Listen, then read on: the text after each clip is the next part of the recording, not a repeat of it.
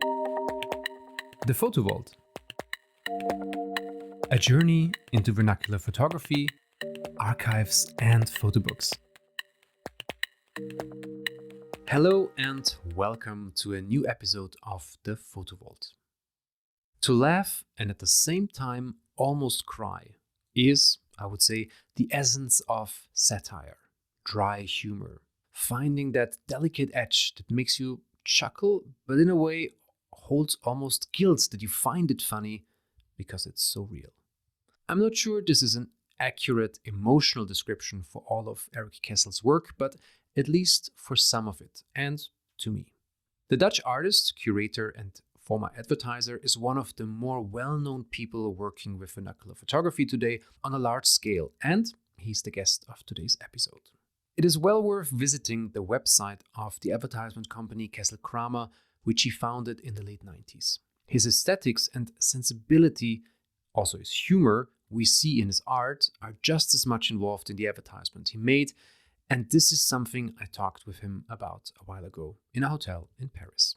We met on a cold winter day, Erik with a cough and me with a congested nose. Plus, the hotel bar music. Well, it's a different sound experience. Erik, I have in front of me here in this hotel bar with covers of LPs, and we hear the music in the background. I have an artist, a curator, a retired advertiser. Could one say that? Yeah. Advertisement is still part of your life in the way you think the world, or No, not anymore. No. because to me when I look at the art you make, and I mean I know only some of your advertisement, I always thought it's the same form of curiosity towards the world that feeds both things in different ways. Yeah, I think from how you approach things, it can be sometimes equal, of course. But of course the two. I have worked in advertising for 30 years, and in the last 26 years I had my own company. But I really enjoyed it, because in all those years I never made anything that I kind of regret now or that I can't look at anymore, which is quite exceptional in that world, because advertising is full of stereotypes and compromises and cliches, and I really hate that world. But in a way, to work in it is quite nice, because there's nothing easier to break those stereotypes than in advertising, because everyone is doing the same. But since 2000 or something, I was always doing my own things next to it, also with exhibitions and the books, and that is now intensified in a way, and now I can dedicate myself completely to that. So in the last 3 years, I slowed down in the office, and now I'm not involved in the day-to-day work anymore, and can just dedicate myself on my own things. And would you say that, with the work I saw and your advertisement work, but also this artistic and enormous body of work that you've created over the years, how did they infuse each other? Like you're also the way you collect materials, the way you regard the everyday, the vernacular, the way you pinpoint out certain narratives through your findings. How do these two worlds sort of meet within you? Yeah, I think that has also to do with the curiosity about how extraordinary, in a way, ordinary life is. Because that's also something you can use in ideas. Like if you look at people on the street, on what they say, on how they behave. It's more interesting than. It's already art in itself, and it's just on the street. So the other thing is that I also really, I'm quite into storytelling and how things. How you can how an idea can evolve in stories, and what you can say with it. I think that is kind of the main. And also, there's also ingredient of sometimes irony that I quite like, and because like I think it's very good to be very explicit about things. Like it's really nice that you hate a lot of things, and you also really like things. But everything in between for me, it doesn't. I mean, my family they don't want to go to a museum with me anymore because I am constantly saying like, oh, I hate this, or I horrible this, I don't like this, and then there's one or two things that I really like. And then I cannot sleep anymore at night because I'm thinking about that really good thing I saw.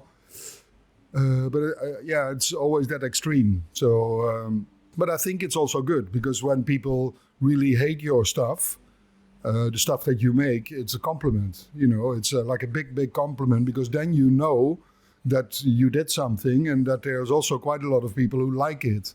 And it's those kind of things. And the other thing is also that for me, it's an endless source of inspiration because for me, every new day, it starts again. I mean, I approach it always as if I do it for the first time. And that is quite, I mean, it's not that I need to do that for myself, but it works automatically like that. And I mean, the stuff you did is not counting so much anymore. It's more like what you do the next day. And Well, it's quite a contrast to, I mean, a little bit where society goes towards that we become this sort of this medium society. You can't say too many things in this direction. You don't say too many things in that direction. So the discourse is sort of becoming a medium discourse, I feel.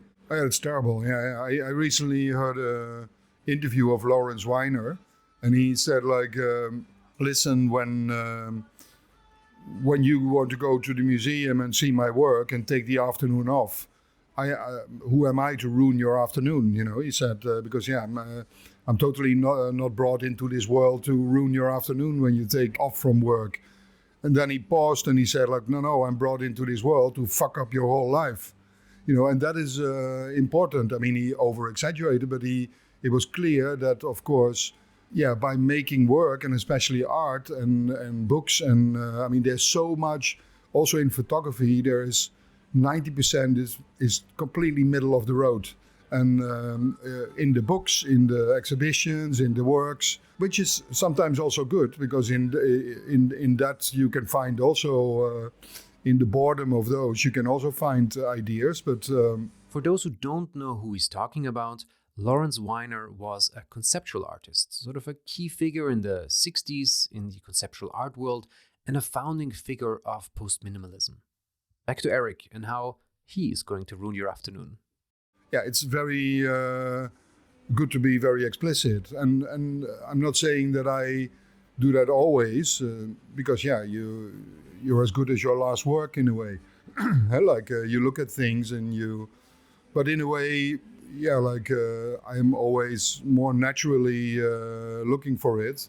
Maybe that has also to do with the background in communication where you have this one chance and then you have to do it.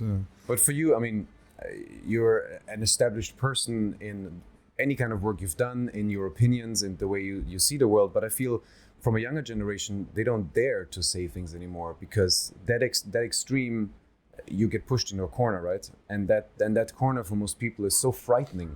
They really, really don't dare. Yeah, I think, I mean, it has mainly to do because this generation now, they are brought up with examples how it should be, how people are successful, how quickly you can be successful. They see only people's front yard, as a metaphor, the front yard versus the backyard, the front yard is your Instagram page, it's your website, it's the portfolio you have, the books you check out, things like that. That is only the front of things, the showroom of your stuff, but it's not the real thing, the backyard is something much more interesting. I mean, that's where you can find your own inspiration with unfinished projects, passions, strange fetishes, stuff like that. And not a lot of people use that. And that is quite good to do. I have to say, I know Erik's work, of course, and we have met and talked in the past, but I really appreciate how he just takes things for what they are. His uncouth, practical approach is, for me, rather hopeful at times, I would say, although many people get pushed off, but as we just heard, that is one of Erik's tasks, to make you uneasy. And I guess for myself, I'm more happy to be uneasy than to live in a world where everything is already the way I want it, like an algorithm that feeds me. Erik is of course known for his work on archives and large-scale collections or gathering of material. I actually have a funny anecdote that the artist Joachim Schmidt told me once, where he was at a flea market looking through boxes of photos, and from the back came a sneaky hand trying to get a photo from his box. That was Erik Kessels. But Erik does not see himself as a collector, in a way that is similar to what Joachim Schmidt told me once in an interview. For instance, about collecting, I don't see myself as a collector, not at all, because I think collecting has also something very, okay, of course I am obsessive about things, but a real collector is also a bit obsessive and a bit, it's about having things and keeping things and accumulating things. And of course, in my case, it's also sometimes about accumulating things, but I can also, so for instance, when I make a book with Nazis that take a shit and I collect those for a period of time, then it's also over. I mean, I'm not, I don't stay a collector of those pictures. And yeah, so for me, it's more the things I accumulate is working material. And yeah. Is the book in a way also a good way to just summarize a thing you're interested in, and then it's okay to pass it on? Yeah. Yeah, for me also to make a book on things. I mean, maybe now I made about 100 books, but it's also, it has been never like a certain goal or something. It was more natural because this was a simple form how to take things out of its original context and put it in a new one. Yeah, that is, I mean, that's the same with an exhibition. That's the same, you do the same thing, but that's what we do. And we, sometimes it doesn't work, sometimes it works very good. But now, of course, a photo book, especially with the younger generation, has also become almost an equivalent of their portfolio, because they have to have a book published, because then you are in the gang and you are you are kind of could be seen seriously, and but that's not the point. It's just a medium that you can read also. So I think in my case, when I started, it was always very nice that it was about reading photographs instead of making a book where there's images in there and they represent that book. It's much better when it's the first books I did were all kind of novel size, especially because I pushed people to pause at these images that I took from a certain market or from a certain archive, and I put it into another context, and then suddenly people didn't purely consume those images anymore, but they really started to look at them and think about them and invent their own story. Yeah, I mean, that's for me in my work too. I like to use, whether it's a print technique or a medium, in order to go almost away from the image, the way you see, go away from the photo to create an image. Yeah. Because if it's not a photo which has so specific connotations and it's just an image or a representation, then yeah, you can start reading it differently. Yeah, definitely. And the book in that sense is, I mean, it's wonderful because everybody knows how to use a book. Yeah. And that's a simple way of also creating access. Mm-hmm. And I think that's what you've done over the years, is also giving access to a certain way of thinking. And especially, I mean, maybe the longest running series you have in every picture is what's the edition now? It's book 17? 18. Yeah. So how did that start? Because that was the first time. In 1999, I found like these 400 pictures of one woman in Barcelona on the market. And then I had them, and those images, I put them on order. They were slides. I showed many people. Yeah, at one point somebody said, "Why don't you do anything with it? Because otherwise it stays in your drawer. You can show it to us, and it's beautiful." But So that was the motivation to make something out of it. And I did the first 3 books with another publisher. And then I thought like, okay, maybe I have to do this myself, this series, because when I want to continue on this, I want to keep it really consequently in shape and in approach. And when you outsource it to another publisher, it can be complicated at one point. And now it's actually very nice because like the first book was published in 2001. And it still looks, and the last book beginning of this year.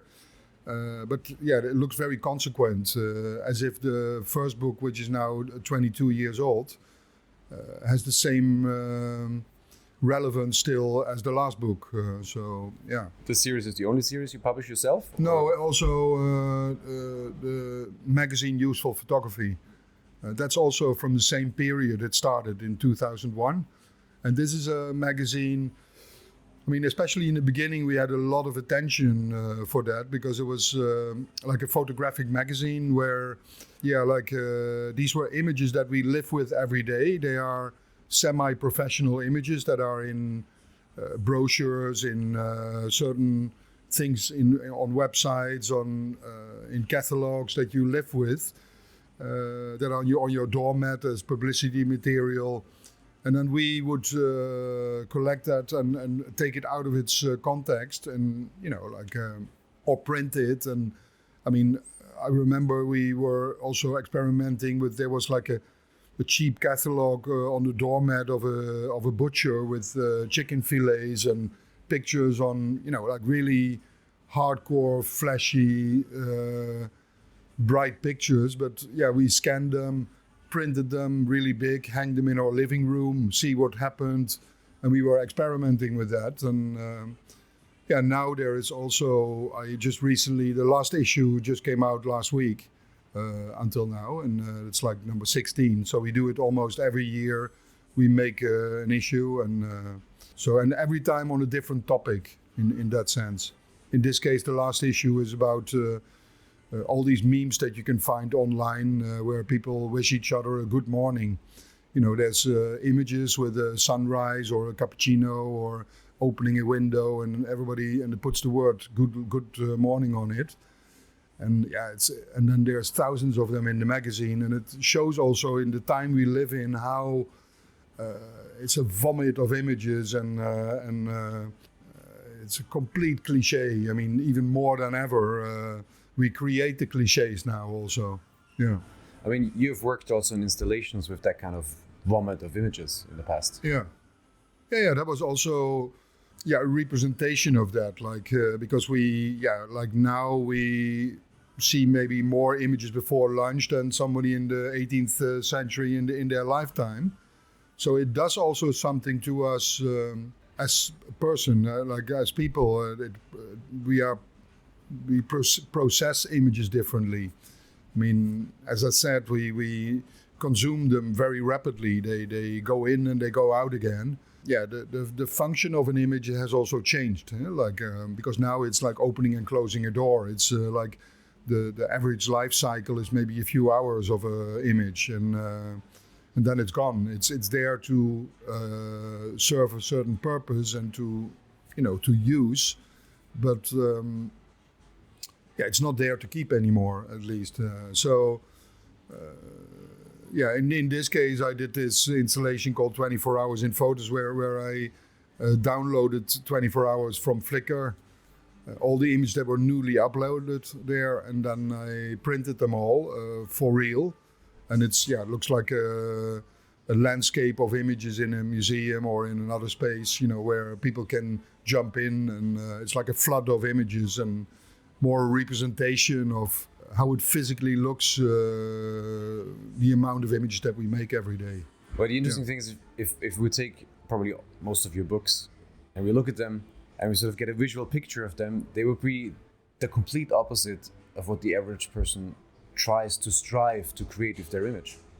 Because the way people want to create images is sort of on the complete opposite ends to that. Yeah. I mean, that's also why, for instance, I am I really like to look at family albums, for instance, and I have bought maybe 15,000 over the years that I sometimes revisit and that I have in a storage. And but family photography is terrible in a way. It's like it's like propaganda for the family. You know, it's really, you have to be very. There's certain codes also. Everybody needs to smile. The sun needs to be on there. Like it's the happy family. And but that is, I try to look for other things and for more things in the fringe. And while on those, at the same time, they are also very normal.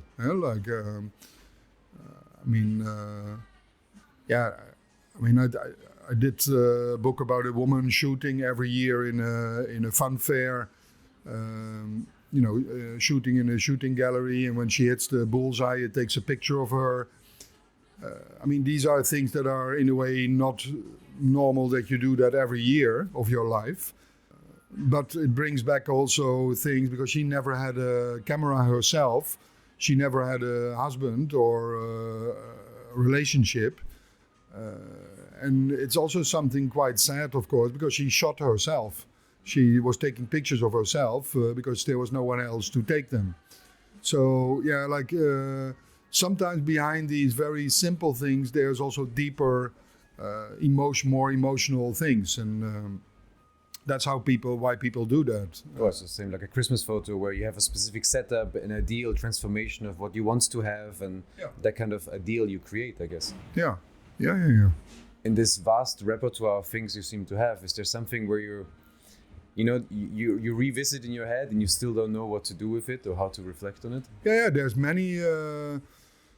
In my computer and just in the close surrounding around me, I have always certain stories and certain archives that I have close to me that I chew on, and I'm still not sure what to do with it, but it doesn't let me go. And then, people might think like when you make so many books and works that you chuck out everything, but that's not the case, because I have even many more books in my computer that never happened because I didn't think they were good enough.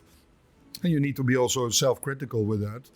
And sometimes it's also a puzzle, also with, it's almost like a visual archaeology that you do, and you need to find a certain angle. Sometimes recently I received maybe 10,000 images from a family that they found. So the two sisters of the family, the daughters, of the family, they found images of their parents when they died, that their father would photograph their mother always kind of sexy in the living room and in hotels and in the forest, and they never saw that, and they discovered it, and they gave it to me to do something with, to make it work with. But then it took me 9 months because I had this fantastic material, but there was no head and no tail, there was no. I could not make a narration because they were all good. And in the end, I found an angle, and because, for instance, they bought a new sofa and they wanted to celebrate this sofa. So in the end, I completely focused only on the sofa and only took the pictures of her on the sofa, he photographing her in lingerie, and then suddenly the story took a completely different turn. But sometimes you, of course, with these erotic pictures, you only look at one thing. You look at the center, and that's the eroticism. But often in the fringe, and just when you look past it, there's much more information. And that's also with images, by the way. I did a very early book, it's called Strangers in My Photo Album, where I went to my own photo album and I scanned the other people that were in my photo album. And I blew them up, made an exhibition where they were life-size, these people in my photo album that I didn't know. For me, the whole visual cultus, and it's very exciting. And I have like also an antenna for it. When I walk around, and in a way, I'm never looking for something because you never know what to look for. But when something passes, I really pick it up, and then I have a sense for it, and sometimes nothing happens in 2-3 weeks, and then suddenly something happens, and One could almost see also the work you're doing and the things you put out, that there's almost a hint, a tip, an education in terms of how one could also see the world. Because we are also trimmed in the society so much into what we should see, what we should value. I mean, we're in such a normed, formative society, more than before, I would think, because we have so much influence from so many different channels, that we should look a certain way for certain things. And usually those are beautified things. Yeah, in my case, it brings also, I'm also often was thinking in the past years, like why I have this kind of fascination then. But it brings also back, goes back also when I was like 11 years old. My sister died in an accident. She was 9 years old, so she's two years younger. Somebody drove through the red light while she was crossing the street. And my parents, after she died, they were looking in our own family albums what her last picture was, because they were printed pictures, of course, analog. And this was an image, quite a large photograph, like an A5 print that was collected at a holiday park where the four of us as a whole family were, and there was an anonymous photographer who took that picture. And that was actually, they took a picture of the family, and that was the last picture of my sister. So what my parents did at that time, and I remember that vividly, is that they cropped the image only on her. They took us off, and they asked the photographer to make an internegative to make it black and white, and then print it. So that cropping of my sister from this anonymous photographer's picture, which the picture itself is totally not interesting. It's out of focus. It's a bad composition, but she's on there and it's her last picture. And my parents printed it and have it hanging in their living room forever. So this image doesn't mean anything to anyone out here, you can. I mean, it only means something to 3 people in this world, and then it has a very deep story in there, and grief and stuff like that. But that shows also the power of it, and in a way, without my parents knowing this, I also get inspired. I mean, that was a very early reappropriation of a very mundane or vernacular image, and I find that that was always kind of inspiring me in that sense. Or I never lost that in my head. That is, thinking about this conversation now, obviously a very profound first access to the meaning of what a photo represents rather than what a photo is, as in the materiality.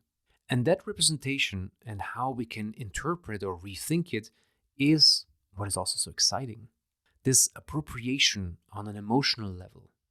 And we have a lot of this right now, where people take old photos, documents, and rethink and appropriate them towards their own narrative, rather than a narrative that might have been constructed for them by politics, the education system, and society. The other thing is that that's also a little bit of I'm really strong in that, for instance, I'm completely not in love or with, for instance, like a vintage photograph. It doesn't mean anything to me, if a photograph is a vintage print or a family picture or a ripped up picture or a digital file or a rotten file or anything. I don't have a fetish for a certain material, for instance, because to me it means nothing. I don't care at all. And that's also, I never want to show these things like as a becomes also very decorative sometimes, and very. You see that a lot with somebody finds a fantastic collection, I think they always need, and brings it out there and prints it and hangs it on the wall. People say like, "Wow, it's a nice color and it's really decaying the image." And yeah, okay, but it's a decorative thing. While that can be the case, but there needs to be a stronger story behind. You know, like if it's the combination, I think I mean, that's also in fairs like this with in Paris Photo, for instance. In the main fair, it's like a catalog of cliches that you walk through. You know, like it's only things for above the sofa, and yeah, and luckily that's also going now a little bit, because the glory days of photography where you buy a print on a debond and hang it above and hang this in your living room. It's a bit gone now. I mean, it's good that people now look for other things, like how it is presented, the story behind it, the materials of it, the materialism of it. I think the stories behind the images become stronger also. Erik mentioned Paris Photo. For those who haven't heard of this, it's an annual photo fair in Paris where primarily galleries present photographic work that is obviously for sale, and it's sort of a huge thing in that world. In recent years, you would also find vernacular photography, found materials that Erik or I or anybody else might find on a flea market, an altar of sorts, and then sell it for astronomical prices. I was wondering what Erik thinks about that. Yeah, but that's also the opportunism of that market. And when next year is something else, they jump on that, and I don't care. You know, like to me, that's a complete different industry. You know, like I would never in my life work with a gallery. I mean, really, that's a complete different universe. You know, like. Has nothing to do with being sincere or being fighting for the best work. It's just like a quick sell. Yeah, since a young age, I never made any compromises in my life. You know, like on the work level. So, and I would never do that. Also, even in the company I started for 26 years, like I never made a compromise. And if we were pushed to in this direction, we just fire the client ourselves. And also I think that is very important. It's the most important thing when you work as an artist and when you have to run this yourself, is also to say no at the right moments. You know, saying no is much more important and much more difficult than saying yes, because. No, and also, you know, that when I said in the beginning with the hate, it's quite brave that somebody says that you hate something, you know, like, but it's good to be that explicit. That's why you also create and you shape your own style, because of course you need to then also like things and say yes to things, and that shapes what you are. And no, it's great to hear. I mean, me also, I stopped every gallery work I did for a while because, and I guess that's for many young listeners, that aspiration of becoming, and that gallery world and that industry is obviously a big part of that, trying to be and trying to become. And so it's great to hear that that's like for someone like you not the case at all. Yeah.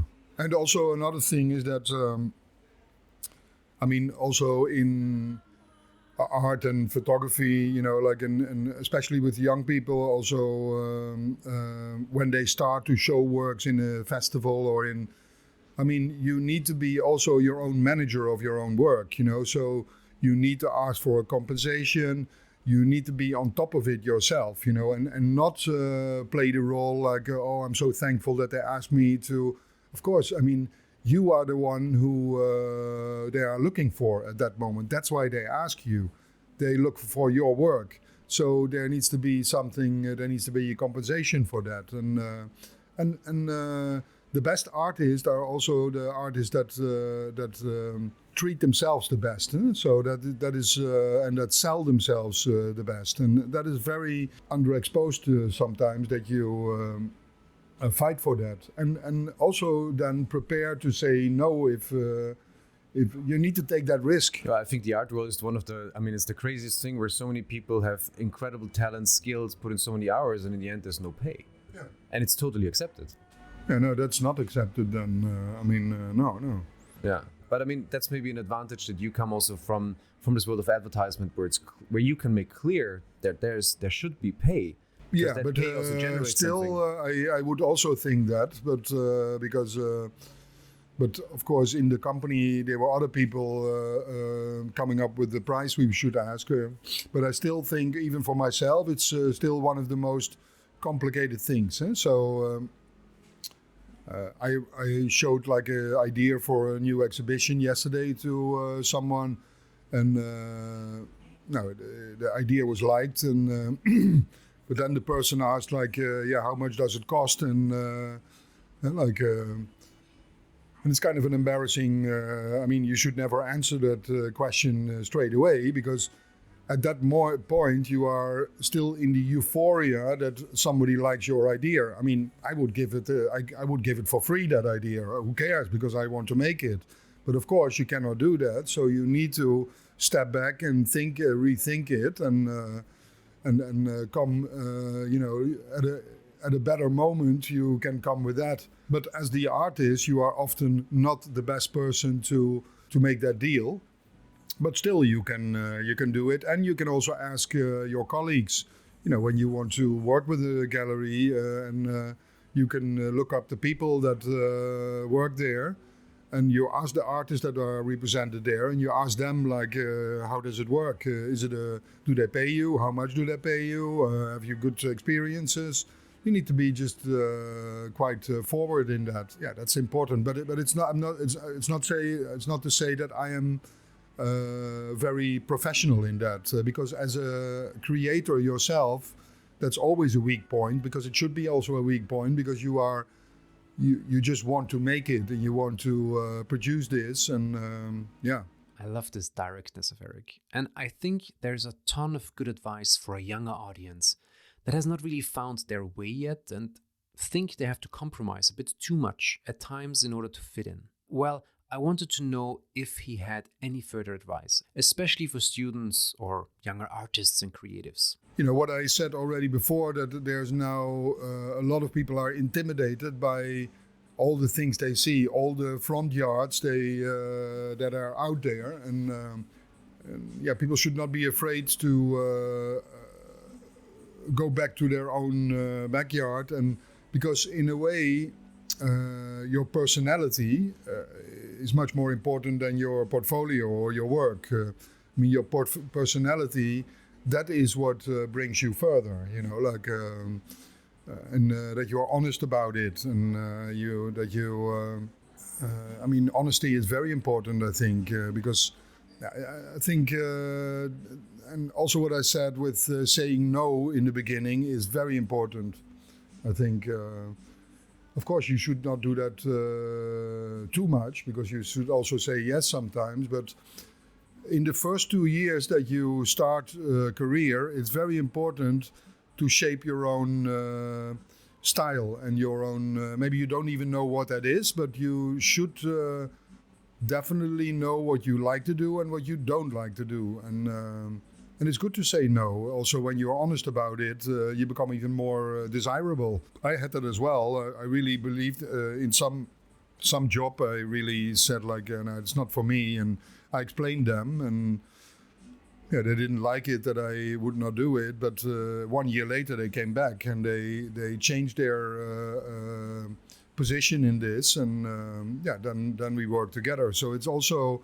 Yeah, when you clearly say or reject something to someone, you can explain this. It also sort of respect that you then. Yeah. I think that's a very good sort of sum up in a way also of how we could in a way end this conversation for now, because for me, I think it's always important to even out. I mean, you have a status. I mean, people look up to you. People know your work. You have produced a lot, so people know you very well. But in a way, what I like with your approach, or at least the little I know, is that you're never afraid of the failure. It feels to me, and also going back to that failure and thinking about it and progressing from that. And I feel the failure we don't really have in our society, or the correctness of the failure and the importance of the failure. Yeah, I mean that's completely right, because I also made a lot of works about failure, and a book that's all about failure. And but I mean, what you said before was maybe even more important. You say like, yeah, you have a status and people look up to you, and you have.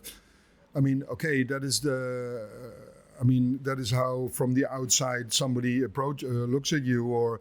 But for myself, I should, or I also do not have that feeling, for instance. And I definitely I'm not living towards that. Or I think in that case, in that way, you should always stay a little bit naive, and as if you do it for the first time. And if I would put in my head what other people think of me, or how it would be a big distraction, like, and a bit would be a big pressure.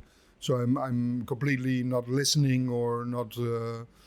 I never did that. I mean, that is also something maybe in that world of communication where, I mean, we won like enormous amounts of prizes. I mean, and that's like a big people tap you on the shoulder completely and constantly.